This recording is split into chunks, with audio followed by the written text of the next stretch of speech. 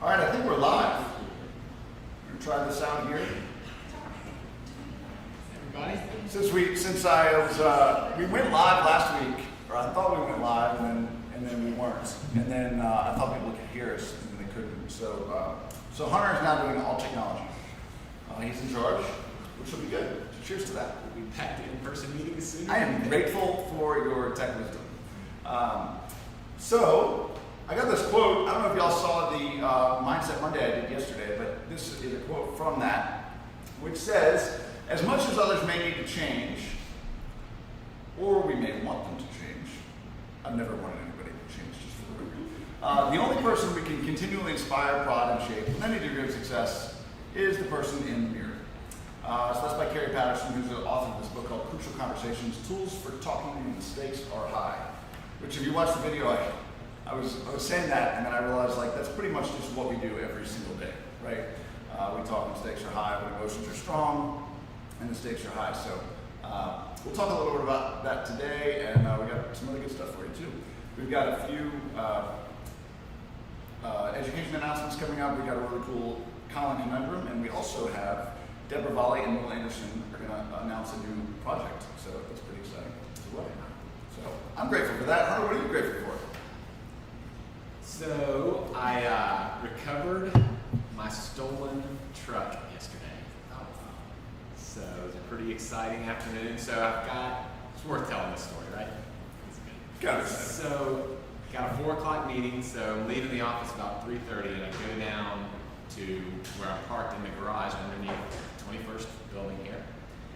And I walk out and I'm like, my truck is not where I parked it. I thought I parked it right outside the elevator, And so immediately I'm like, Aaron's playing a joke on me, right? And so I call him, I'm like, is it April 1st? Yeah, I'm like, all right, where'd you park my truck? Like, it was funny, I admit. So you got me, He's like, no, I have no idea what you're talking about.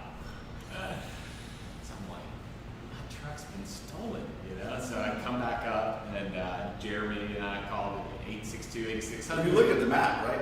Well, you said, I think somebody stole my truck, and I said, well, how do you know? And you said, well, because that's not where I left it. And my phone says it's about 15 blocks away. I have this app on my phone that shows where my car is. And so I pulled it up I didn't even realize it did that, but I was like, maybe I can shut off the car or do something, So it turns out I get, GPS, I can see that where my truck is. So call the police, and they're like, well, we have to send someone over, take a statement, register something. I'm like, well, it's right by your police station. Can you just go send someone over there I don't want them to drive it off, somewhere else. And so, in our infinite wisdom, while the cops were on our way over to the office, Zach's like, let's go get it back. I'm feeling like a theft. So we roll out in Zach's truck, and it's like, he is like kid in a candy store. You might as well told my 12-year-old you can have Milky Way or something. It's excellent. Plowing over through Edge Hill, and I'm thinking all right, this is I'm not sure we're gonna. We had the 2 preppiest repo men in history, rolling up on my truck, right? So we get there, and it's all clear. There's my truck just parked on the side of the road. So we look around. I had my spare key, and so I'm clicking it, and the lights are blinking, and so I'm like, all right, let's go. I jump in, the seat's way back, and I'm like, pull out. And that was it. That's what I'm grateful for. I told my 8-year-old daughter that, and she goes, which was I think kind of wise, and she goes, well, Daddy, did he check the back seat to make sure it wasn't somebody still back there? And I was like, yes. I'm sure he did. But we did. I think you did eventually. Man, everybody needs a friend like Zach.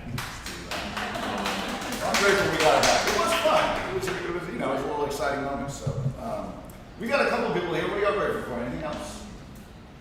Top that. I'm grateful for Village's training.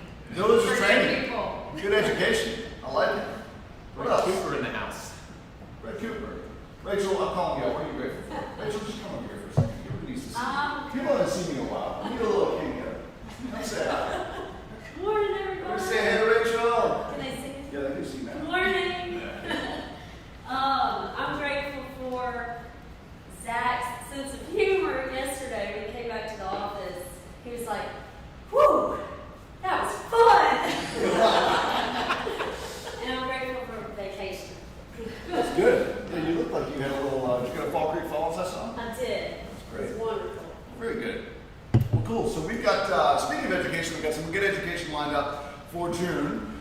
Sales meeting is obviously today, and then we have on Wednesday. If you have not been participating in this, I would encourage you to do it. It has been a lot of fun. There's a couple people in this room that I've been seeing on these Wednesday Thrive chats, and it's a really good way to connect with agents. I think a lot of what we're trying to do, which I think is apparent, but just to reiterate, is to break down a group of 300 agents into a lot of little small groups, and that's where people really get a chance to connect, and you get to learn from each other, get inspired by each other, see what others' challenges are, and realize that maybe you're not the only one experiencing those same challenges, and work together to try to come up with solutions. So that's Wednesday. Just to reiterate that, I think being a real estate agent can be a lonely business. Kind of on your own in a lot of ways, and so if you get isolated, that can compound that and make it even more difficult. And we want to be a place of abundance where we feel like there's enough for everybody, there's enough to go around, and so we're all here to help and kind of hopefully generate that spirit.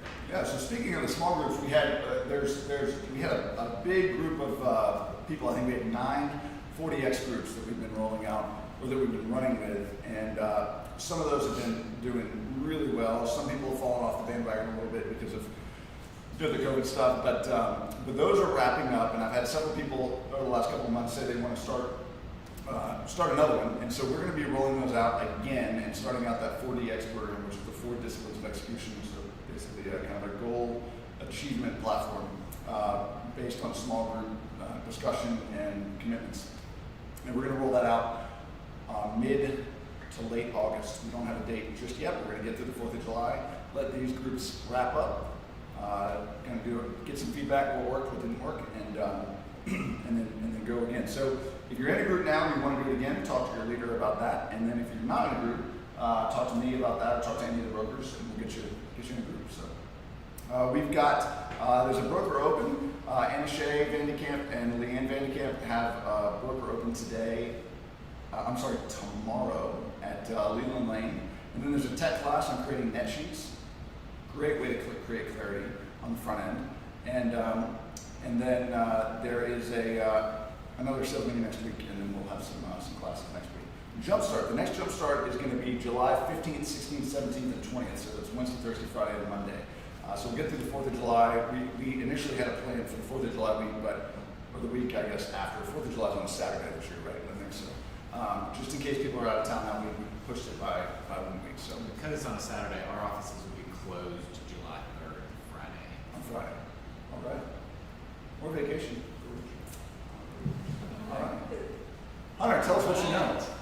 So, stock market continues to climb. Go to the next slide, Zach. Basically, been super volatile, but we kind of erased. At one point, we were down about 37%, and even this morning, I think the market's up another 3%. So it's just kind of fascinating to watch. The volatility is up and down. We're down 900 points one day last week, and up 600 the next. So these are huge swings that Mark's trying to figure out, kind of how the economy comes back from the shutdown and coronavirus. One of the factors that saw this in the New York Times over the weekend, but one of the factors that's adding to the volatility are that young investors and a lot of people that were involved in like sports betting and that would get rushed from that kind of thing, all that's been shut down. There's no live sports to bet on. And so they've been cashing in their sports books, adding in their the pandemic check that they got from the government, and throwing it all in these Robinhood free investment accounts, and then buying pretty risky, like stock options, betting on the market, futures contracts. I mean, pretty risky investments, and it's been pushing the market, back from when it was down 37% to, in some cases, and the NASDAQ it's up, on the year. So Have you ever heard of a Robinhood?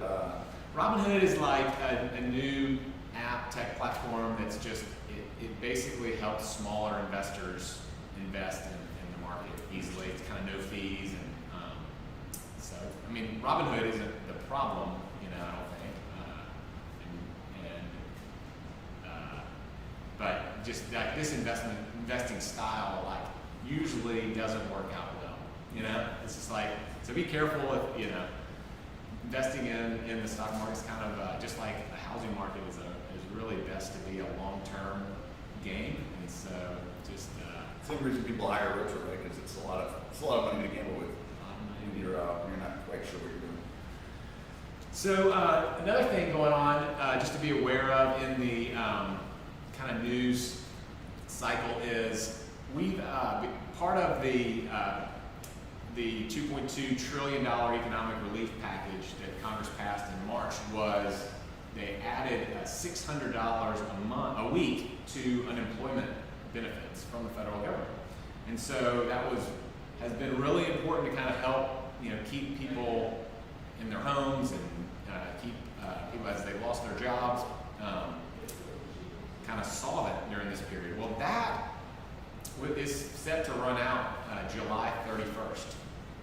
So in advance of that, Congress is discussing like what's the next phase of economic stimulus that we're going to do. And one of those, Larry Kudlow, who's the National Economic Council head, is concerned that with this extra $600 of unemployment benefits that people are getting, that's leading to it's better off for people just to stay home and not get their job back.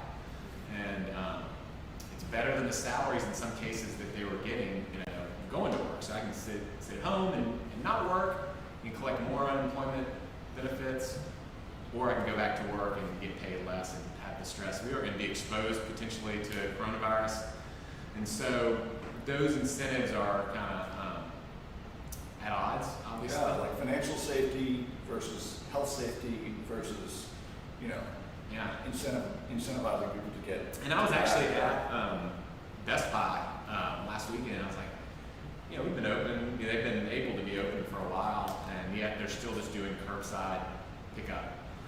And I couldn't go in to like browse what I wanted. I had to just order it online first and pick it up. And it's like, well, why aren't y'all, why can't I go in the store? Why aren't y'all open back up full speed? And he said, well, we furloughed all of our employees when we had the shutdown, and we're having trouble getting enough employees back to staff the store. I've heard that. That's fascinating. I heard another friend of mine, small business owner, same thing. She was struggling. She said, I thought people would be so excited to get back to work, and some people were like, well, do we have to do it next week, or can we wait? So, and it's it's like it's a lot of these issues. There's not a simple solution, and so some of the things that are being discussed are extending the unemployment benefits past July 31st, and then also possibly getting some return to work bonus. So it kind of levels things out. Anyway, just wanted to be aware of that's out there and going on. You'll hear that discussion. Fair housing.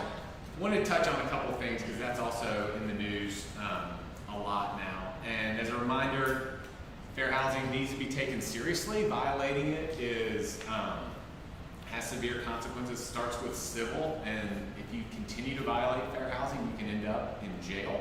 So not to overly scare people, but it's a significant issue. And more important, it's just like wrong, not to abide by the fair housing guidelines, and one of the things that as realtors we can do to kind of improve things in our country. So next slide is just some things to be concerned with. There's really two things to be concerned with. Marketing material and then steering during showings. Those kind of, I mean, we could do a whole class, for a week on the ins and outs of fair housing, but just to touch on kind of the two primary things. Any advertisements, and that includes MLS, remarks, basically needs to be clean in terms of race and sex, religion, disability, handicap. Those are kind of the main categories. Bottom line in these ads, describe the property and not the people that may live in the property or in the neighborhood. So describe the property, not. It's a wonderful neighborhood for a family. Yeah. Probably shouldn't say that, right? Familial status is one of the things that you can't discriminate. Even little things. I've actually got a It's list. not great for kids here. A list of words that are kind of hard nosed and then kind of questionable. Then I'll send that out. I'll send that out afterwards as a recap. And steering is the other thing. So HUD, I don't know if you know, but utilizes testers.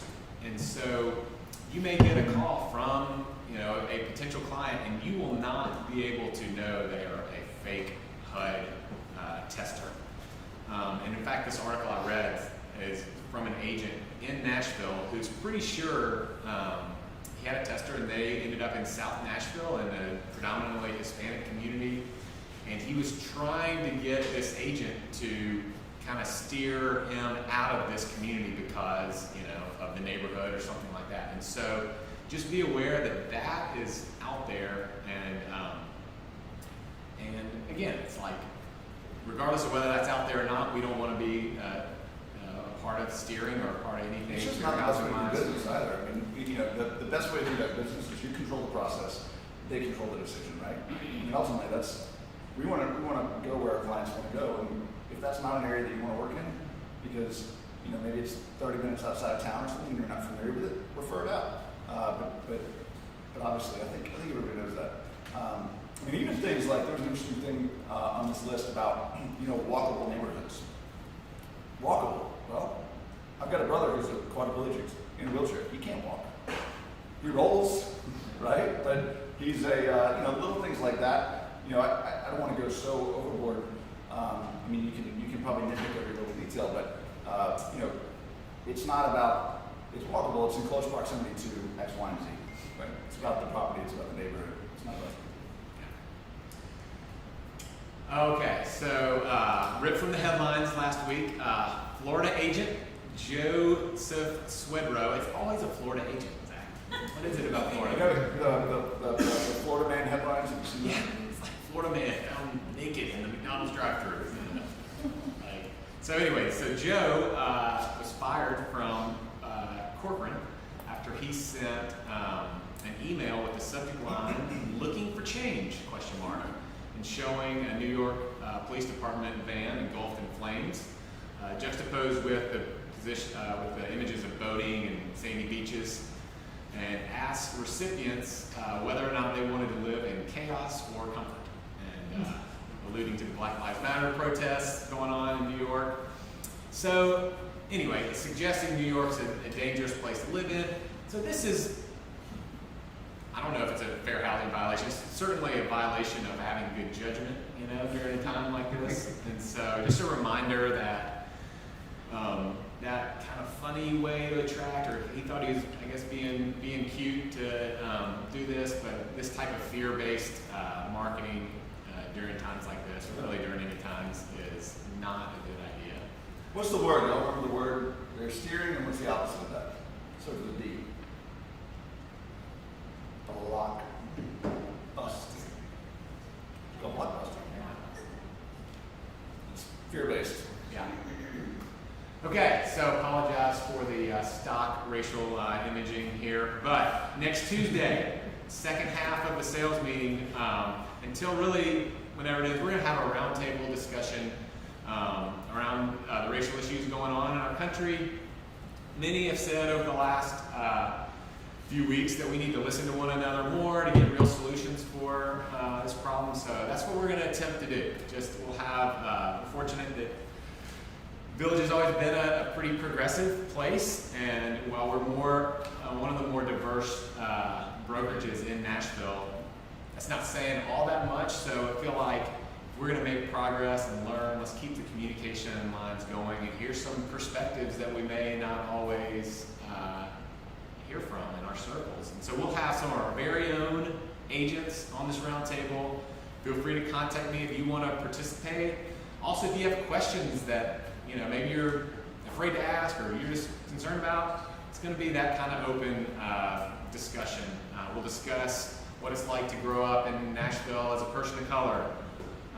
Some maybe more controversial questions like, is it offensive when people say, like, don't all lives matter when they're talking about Black Lives Matter? Short answer, yes, it's offensive. And why? So we'll talk about stuff like that. I just think there's a lot we can do to learn about these issues and learn more about our fellow agents here.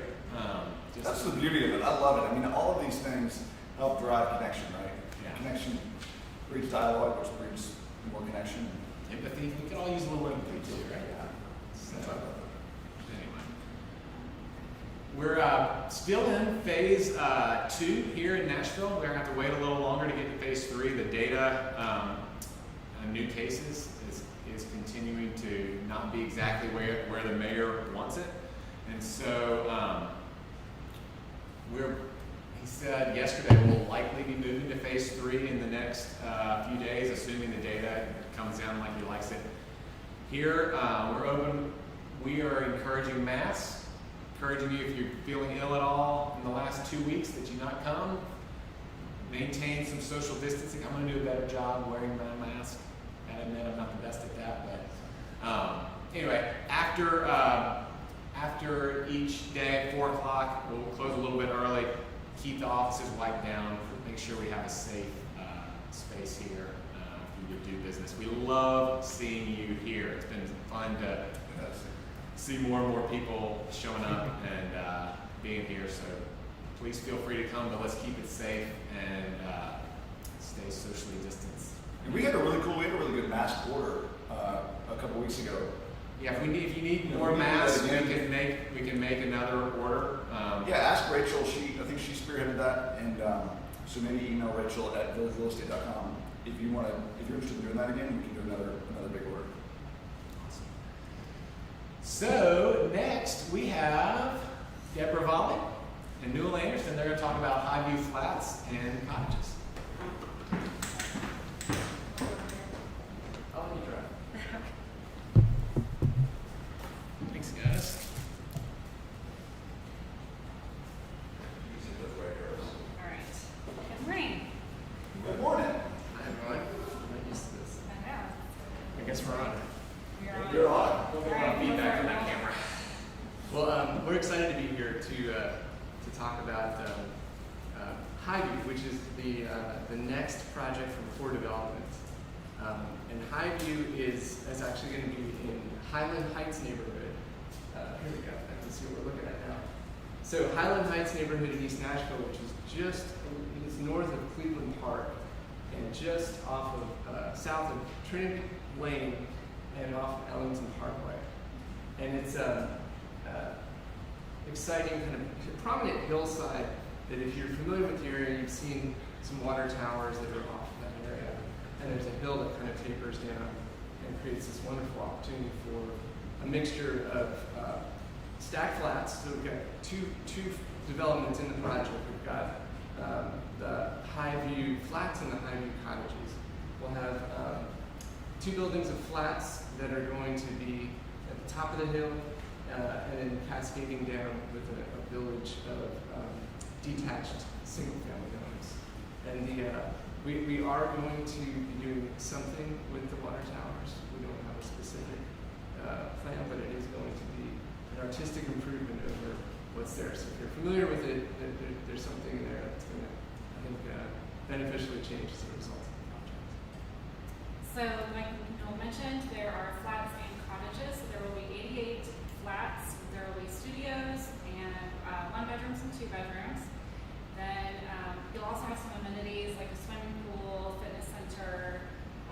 It's a trail-oriented development, and there will be a dog park. It's going to be a really great place to live. And then we'll have 75 cottages as well. And some of those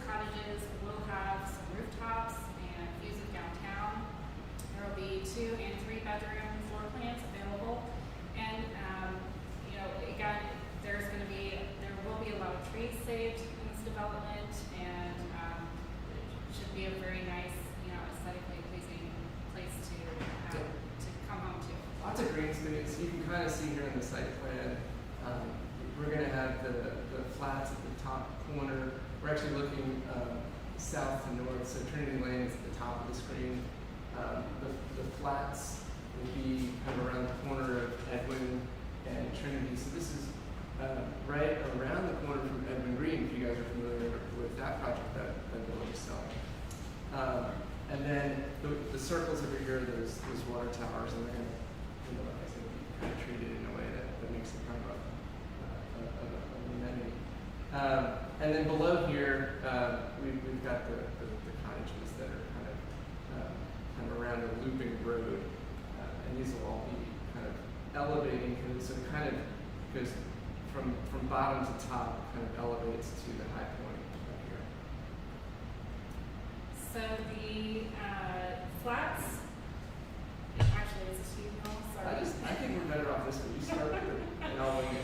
The flats, the studios will start at $179,900, one bedroom start at $194,900, two bedrooms $254,900. So those price points are amazing. If you have been looking in the East Nashville area, you have people looking. And the studios are decent sized studios. They're delineated bedrooms. They're not little boxes, so they really do. They're going to be really appealing in sort of one bedrooms. We've got a variety of two bedrooms in various spots, and some of these, particularly along the Edwin side, will benefit from the elevation, and we'll have some views as well. And particularly building 2 will have some impressive towering views over to the skyline. So then we have the cottages, and again, we'll have a few different floor plans, 2 and 3 bedroom floor plans. Those are going to start at $325,000. So again, that price point. East Nashville cottage developments are really popular right now. People get the benefit of a single-family home, but they don't have all the maintenance that you would necessarily have in your typical single-family. Where you have a huge yard to take care of, but they will have access to dog park and trails and those sorts of things. So cottage developments, especially in this age of Corona, are very popular right now. And there's a couple of great plans. There's actually some plans that are master down plans, which is something that you don't get to see as much in cottage development. And a lot of utilization. You can kind of see the rooftops at the top to really take advantage of the view that it's got. And some fun kind of contemporary architecture. Working on the color scheme, I'm not sure exactly which ones we'll go with. So we're definitely starting with the flats as far as contracts go, and as we evolve into that in cottages. We'll get more details on the cottages. I think we're more ready to go with the flats at this point, and excited to kind of move those. And we'll have more details coming over on the cottages as we progress. The renderings will be really good. So you're Very excited. Location. Yeah, a little better site plan. I mean, a map of kind of where we are, kind of up in that corner. So incredible access and proximity to town. I mean, obviously you can get Ellington straight into downtown, but you've also got access to great spots in Inglewood, like you've got Riverside Village, all of the kind of established retail and restaurants along Gallatin and off Gallatin Road. But then you have this booming Dickerson Road corridor that's developing now. So you're kind of neatly between those 2 spots. You've got River North eventually kind of really taking shape over here. So it's a real strategic location with a lot of options for getting to different places. You can also turn around and go north of Ellington to other areas, and it's not that far from the airport. So it's a real strategic, appealing zone. We're really excited about it. So if you have any questions, you can contact Callie Hughes, Newell, and myself. We're on the sales team. You can also just go to the website or call the number and one of us will pick up. The website right now is just really kind of it's just kind of a holding site that we'll be adding more to. But like I said, we're really getting close to being able to go to contract on the flats building. So, but if you've got questions on any of it, we would love to talk to you and tell you more about it. We won't take all of Zach and Hunter's time here, so That was awesome. Thanks, guys.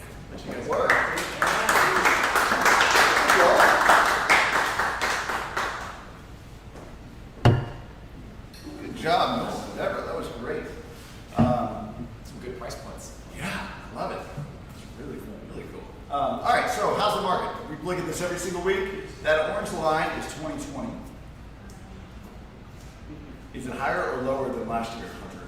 Looks higher. Looks higher. We got more showings right now than we did last year at the same time, and we've been doing that pretty much all June. So the last couple of weeks we've been, really actually since, there was, it evened out, but really it's been for the entire month. So I don't know if that's a little bit of pent-up demand or what it is, but there's a ton of activity out there. If you are not seeing activity, find somebody who is, and go and pick their brain. Give them a call. I've had a lot of people say, hey, I want to do an open house. I wait until I see see somebody ask for somebody to do an open house. Don't wait for that. If you want to go to an open house and try to pick up some buyers, find somebody who has a listing. Just go through the MLS and you can do a custom search with Village as the company and find one that you like and then ask the agent, hey, can I do an open house for you on Sunday? If it's simple, we'll do that and it works. So rates, same, 3%, 2.625%, and ARMs are 3.625%. So 3% is an easy number to remember. Roger was telling me, he said May retail sales, the May retail sales report were nearly double the expectations. That's helped rally the market as well, per Hunter's comments. He said that could bring a slight increase in mortgage rates in the near future. So you might want to talk, if you've got any active buyers or buyers that are thinking about locking, maybe talk to them about that. Put them in touch with Roger County and let them get the inside scoop on that. Just worth reminding too, talking about rates, you said this before, but if you have buyers that are out there looking for a discount in this market, you're probably not going to find it. In fact, The discount is in the rate. The discount is in the rate. These are historically low interest rates, and so your payment will be much lower for the house you buy, even if your price is kind of where it was last year. Yeah, in fact, I'm going to jump ahead to this because we've seen this graph before. So this is data, it comes out as federal data. This is for the Nashville MSA. If you remember I was talking about, this is the last 40 years of appreciation rates, right? And so if you look at the average is 4.6% over the last 4 years. But the worst year that we've had was negative 4.7%. And that 4-year period was 4.7 plus, that's about 5.9. That's 7, so down 7% over a course of 4 years, right? So some people may say, I want to get 5 or 10% discount. All right, look at me here. The worst 4 years total was about 7%. And with interest rates being 3% as opposed to 4%, you're actually getting 10% more borrowing power. So you're really kind of saving 10%. Like it just, when you have a buyer say, I'm waiting for the market to fall, you got to help them work through the actual math of what interest rates look like compared to home prices. You show them this, I'll send this out. This is a really valuable tool. So what you see here is at our peak in 2017, we topped, was it 2016 or 17? 2016, we topped 10% year-over-year appreciation, which is pretty strong, especially compared to the 4.6% 4-year average, right? So appreciation has been declining. Now that 2020 number is only for the first quarter, so that's 1.3% for just the first quarter. But we're still appreciating, even though it's right. So that's just to be clear, right? So that looks like we're on this trail down, which sort of psychologically means, oh gosh, that's bad. But that's just a slowing of appreciation, right? So 1.3%, assuming the next 4 quarters, and this is before COVID, right? But assuming the next 4 quarters were the same, multiply that times 4, and you've got 3.6. What is that? 7.2%, which is actually higher than 2019. So my sense is we're probably going to be closer to that average of 4.6%, somewhere in that 0 to 5% range. We like not 0, 1. We like those mid-range numbers. Sometimes you get up around 10%, and it kind of gets overheated, and you saw what happened in 06, 07 after several years of rapid appreciation. I don't have this data. I don't have this graph. I could pull it up and send it out. But if you look at places like San Francisco or Las Vegas, it's like a crazy roller coaster, like 15, 20, 25%, crazy numbers up and down. So Nashville's just, we're really in a good spot. I'm really grateful to be in a place where we're just pretty even keeled on that front. So these are out. So the Davidson County, Williamson County, and several other counties are on the market. So vres-market.com. So vresmarket.com with a hyphen in between that. So I just go there, I can download these, post them on my social media, Yep, send so them you out. got them. You can order postcards. You can post them on social media, either in squares or in rectangle format. So these just came out. Somebody was asking about this data. This stuff comes out again. Unfortunately, we just don't get data the day after the month. So there's got to be some reconciliation period. So this is for May. Obviously, we're in June right now, but usually about the 10th to 15th of the month we get that data. So average price was up about 1% at $405,000. That's 1% from the same time last year, from May of last year. Average days on market down about 10%, down to 49. And the total new listings were down. There are 1,873 total new listings that came in the market in Davidson County in May. That's down 8.7% from the same time in 2019. So there's not as much inventory coming in the market. I think that's expected. So is it a good time to list your house? So really good time. So Days on market's down. look at the total properties for sale, down 12% almost, right? Now that also affects closings, right? So the closings are down. So you see headlines like, closings down. Well, it's hard to close a house if there's not one to buy. I think that sounds like a Yogi Berra statement or something. Trying to make a sports reference. I was trying to impress Hunter. Sports reference. Very good. All right, so What position was Yogi Berra? What team did he play for? it was in New York. Really? Yeah. You abandoned it at the time. So I'm done here. So back to data. So we've got average. This is Williamson County average price down a little bit from June or May of last year. So that was I think I said June earlier. This is May. $599 average sales price. But look at that. Davidson County is still $200,000 delta between Davidson County and Williamson County. We've talked about this a lot. That always blew my mind when we first started looking at this.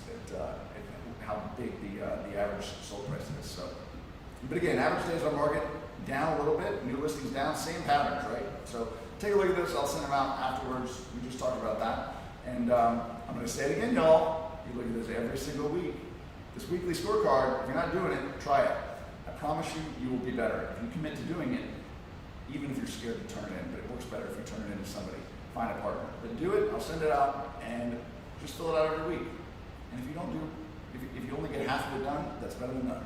So consistency builds success. Right? So tip of the week. All right. So yesterday I did a little Mindset Monday, and some of y'all watched. I think there were like 9 views this morning, so that was exciting. So thank you to the 9 people that did that. I know there are going to be 11. It's really taking off, Zach. I know it's going to be great. So Hoping for double digits in your lunch. double digits. Double digits. But I talked about a book called Crucial Conversations. One, there's a little Brene Brown video that talks about empathy. That's linked in there. I'll send that out as well as a reminder. It's like 2.5 minutes long. It's kind of a funny little cartoon. But there's a book called Crucial Conversations, which is just finished, and I loved it. So I'd recommend it if you're looking for a book to read. And I think it really helps. It has helped me try to figure out how to talk to clients better. I think all of us are guilty, me included, of reacting probably the wrong way to stimuli, right? To what we see or hear. So one of the takeaways, and there's a lot of takeaways, but one of the takeaways is one, that the critical skill is to make it safe, right? So anytime you're in a crucial conversation, which is when emotions are strong, the stakes are high, and there might be varying opinions, right? So maybe that's you're negotiating with another party, maybe you're negotiating with your client, or you're trying to understand kind of where your client is going. Sometimes we feel like our clients aren't making sense. Well, maybe we're just not fully understanding them, or maybe they don't have clarity on something. But ultimately, in order to get into a space where you can have a crucial conversation, this book talks a lot about making it safe. And I never really thought about this or heard of it. But the way to do that is to understand, what do you think their worst case scenario is, right? What do you think their biggest fears are? Try to predict that and then put some daylight on it. Talk about it, right? So a seller might, maybe they think that this is a lower offer and yeah, you think it's like, this is within the range that I told you, like what's the big deal, right? This is something we talked about and they're like, I don't know, it's just and they're nitpicky and they're trying to, keep the thing going. Maybe their real fear is, what if somebody else is out there that wants it? We've had 3 other showings this week, and I don't know if they point, right? So understanding that is helpful. Easier said than done, right? Although this tool was super helpful. So kind of working backwards, obviously we all have actions and reactions, and they're usually based on some sort of feeling that we have. And usually what we think is that that's based on what we see and feel. So when Hunter says, hey, do you wear a suit every day? Right? I might be like, what am I not like, am I too dressed up? And then, maybe told somebody, before told me that I dressed funny, which has happened, because I did used to dress pretty cool, but side note. And so it creates this sort of visceral reaction of like, Hunter, you're a jerk. Like, why is he telling me that I'm dressing badly? Really, you just said, do you wear a suit every day? So I told myself this story in a microsecond that he doesn't like the way I dress. Again, kind of a silly example, but there was a good example in a book that I'll give. There's a guy that comes home, and his wife is home, and his mother-in-law is home, and he has a long day at the office, and he says hello to everybody, and then it's just exhausting. He flops down in front of the TV, makes some nachos in the microwave or whatever, and starts eating nachos. And he's, kind of plopping out on the couch and spilling some chips and whatever. It's his house, it's his couch. Gets up to go to the bathroom, and the mother-in-law starts picking up the chips, kind of cleaning up after him. And he comes back, and he is livid. He's like, this is my house. This is like my couch. These are my chips, my TV. And he goes to his wife, and he's like, she's got to go. Like, she's just visiting. And he's telling her, like, she's like accusing me of being messy in my own house. Really? She was just trying to be helpful because she was crashing with him for a few days and trying to be helpful, right? But he told himself this story. And so if you can identify when you're telling yourself the story and recraft it and say, hey, well, my mother-in-law's trying to be helpful, whether it's true or not. Tell yourself that story, and you can save yourself the reaction, and then ultimately be the professional that your client's hiring you to be. So, there it is. It's interesting. Now you don't even have to watch the video. It'll stay 11 views forever. Hey, Colin, what do we got? Alarm systems. Alarm systems. Good times. So, we know that you have a wired alarm system. It's already a given. It's a fixture. It stays. But nowadays, we have Ring doorbells and wireless alarm systems that you just pop off the wall. So what do we think? Well, recently, one of our agents who represented the buyer, their seller assumed that they could just take the whole wireless alarm system with them. And when our agent said, well, where's the alarm system during their final walkthrough, the listing agent said, well, they took it. It's not attached. And they said, you checked the box in the purchase and sale agreement saying that you didn't want to assume a leased item. And the alarm system is a leased item. Interesting. So there's some alarm systems that you can go buy. Like I could go to Home Depot or Lowe's or online and get like Ring as a doorbell, but now they've got all these little window sensors and you keep that and you can put around. Right. You probably own that, but maybe You probably pay a fee per month for some of them, depending on the brands. But this particular wireless alarm system was leased. And some of those ADT companies and Brinks and other companies, Yeah. they give you the equipment for free. Right. So the seller thought, well, they said they didn't want to assume a leased item, and this is leased. However, what did the property condition disclosure say? Under all the boxes checked, there was an alarm system saying it's in working order and it's there. So, guess who had to give a credit at closing for the buyer to be able to purchase their own alarm system because they had represented in the property condition disclosure that that alarm system would actually stay. This is a good reminder that the contract probably could use some clarity, that wireless alarm systems, Ring doorbells, all these things are things that if you want them or you want to leave them, you need to specify this in the contract. When you walk through a house and you see the new Ring doorbell, it just sticks over a peephole. You don't even have to have anything wired at all, and so these are going to become more and more contentious if we don't get up front and specify in the contract items that remain. If If you want that Ring doorbell, ask for it. So this has to do with a lot of smart home systems, right? So you A lot might of smart have home systems, yeah. a Sonos system. You might have home networking, a rack or whatever. All that stuff. Sometimes that's not attached; it's just sitting there. Right. You don't even have to take a tool to remove it, but it should be part of the house because it helps run the smart home. And on the other side of that, in playing devil's advocate, I can see the seller saying, these are connected to my apps, my phone, my Wi-Fi. They aren't attached to the wall in the sense that, they just pop off. There's no wires. Why can't I take it with me? It's my account. I don't want to have to transfer everything over. So negotiate these things up front. Don't wait until your final walkthrough to get bamboozled and realize that expectations, everybody remember Bobby Noreen's expression, expectations are met when understood. So make sure everybody understands what those expectations are on the front end. Ask for it in the contract. Make it clear if you are the seller what you're leaving behind. And maybe it might be nice to help if a seller does have concerns about, hey, there's all this stuff that's connected to me. How do I undo all that? Maybe that's overwhelming, especially in the middle of a move and all that. Yeah. I'll send out the name of an AV guy that can, I think should be able to help with that. I can double check with him. But, That would be super if helpful. you've got an AV guy that can do that, just Yeah. hire them on behalf of your seller and say, hey, I've got a tech concierge for you. They're going to spend an hour with you and get all your stuff transferred over. They'll help you. That is So- huge value added right there. To be able to have an AV guy that's going to take care of moving all your stuff over. So I Or think just, that's a great resource.